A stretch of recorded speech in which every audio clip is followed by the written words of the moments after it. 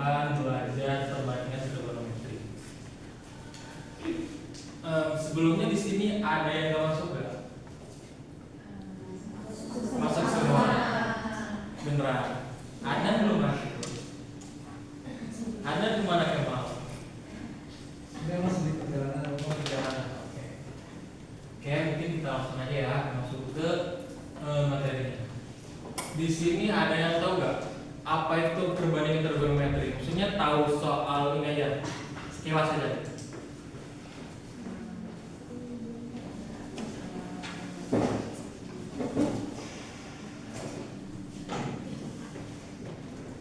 Oke, mungkin perbandingan trigonometri ini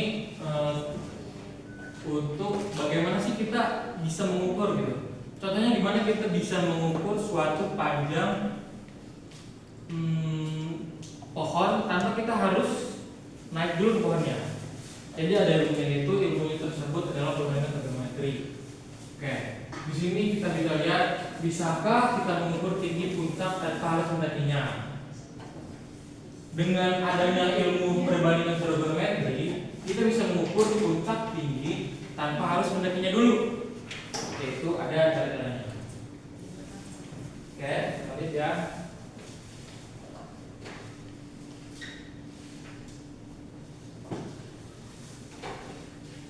Nah, tujuan pembelajaran pagi ini yaitu sama menyebutkan apa itu pengertian perbandingan trigonometri, sin, cos, tan pada segitiga siku-siku.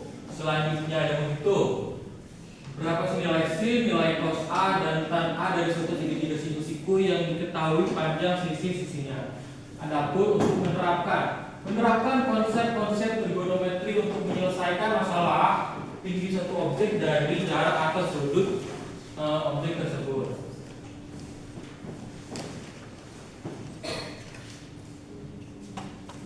Oke, mungkin kita langsung aja masuk ke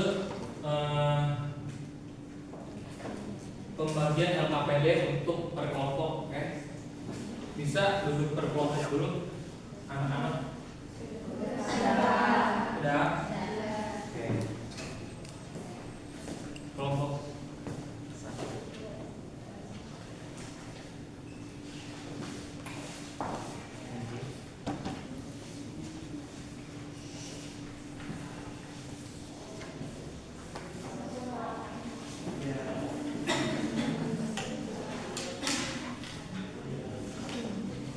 Ini udah duduk per kelompok kan? Udah. Oke. Semuanya udah dapat LKPD-nya? Pertama dibaca-baca dulu ya sama kalian. Ada di situ ada bisa dilihat. Nah, di sini pada kegiatan 1 bisa dibaca, bisa dilihat.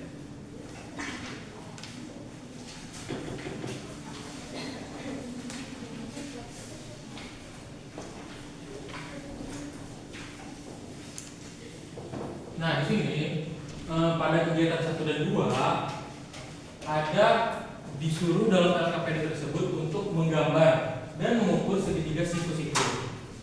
Pertama, siapkan busur derajat atau penggaris. Kalau misalkan nggak ada sudut derajat, nggak ada busur derajat, bisa menggunakan penggaris. Oke, selanjutnya gambarlah tiga siku-siku beda ukuran, tetapi sudut A-nya tetap sama. Paham? Selanjutnya beri label pada sudut Leipzig dengan huruf A. Dan terakhir ukur ketiga sisi tiap segitiga. Oke. Ada yang ditanyakan untuk kegiatan 1?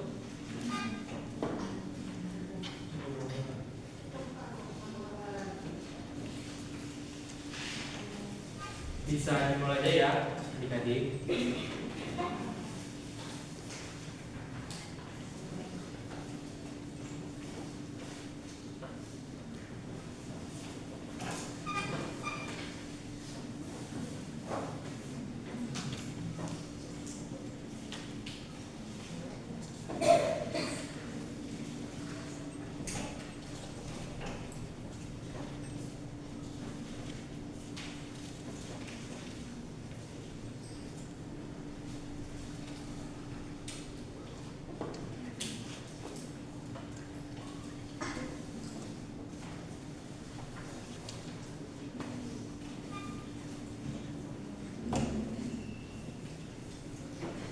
kesulitan anak-anak?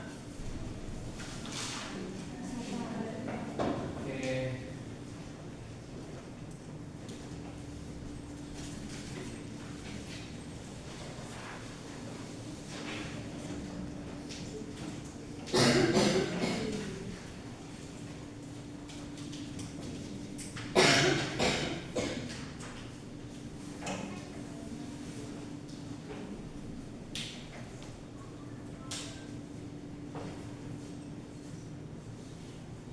Baik. Udah?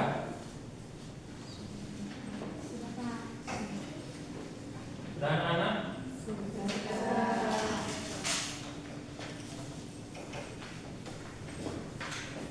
Oke, kita lanjut ya.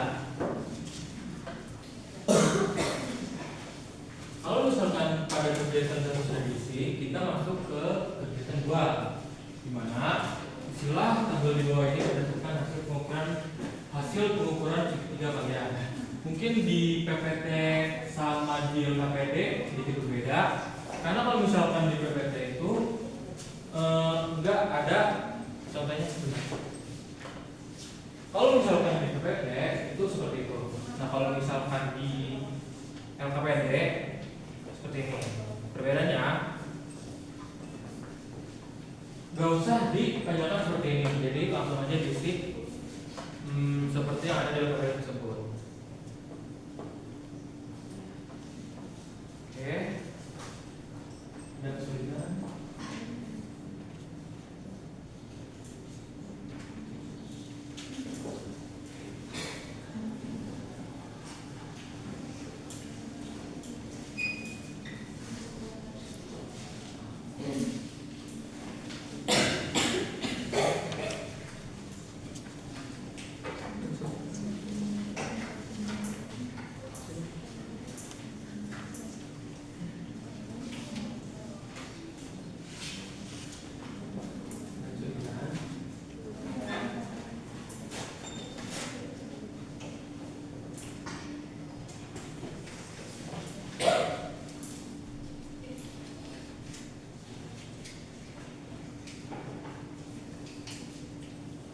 Belum?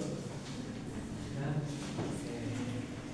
Karena terlihat sudah, berarti anak-anak di sini udah setidaknya mengerti lah dari kegiatan 1 dan kegiatan 2. Bisa kita lanjut.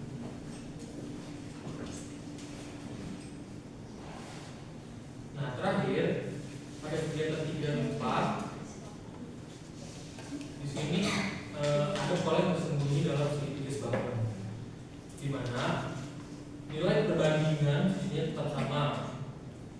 Jadi sin A, sisi depannya A per sisi kiri, cos A, sisi pengampit per sisi kiri, dan tangan A sama dengan sisi A dan sisi pengampit. Betul tadi jawabnya seperti itu anak-anak? Nah, di sini juga ada definisi perbandingan trigonometri. Untuk sudut lancip A pada setiap segitiga siku-siku, sin A sama dengan depan miring atau demi. Ada fokus A yaitu pengampit dan miring, dan tangan A yaitu depan dan pengampit. Bisa dimengerti anak-anak? Bisa. Kalau sin A apa? Selanjutnya benar.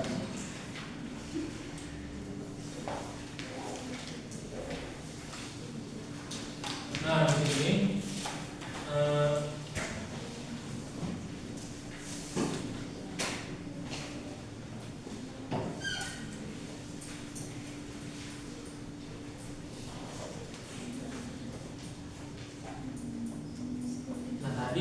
selain dari itu masih membahas sama tentang slide sebelumnya.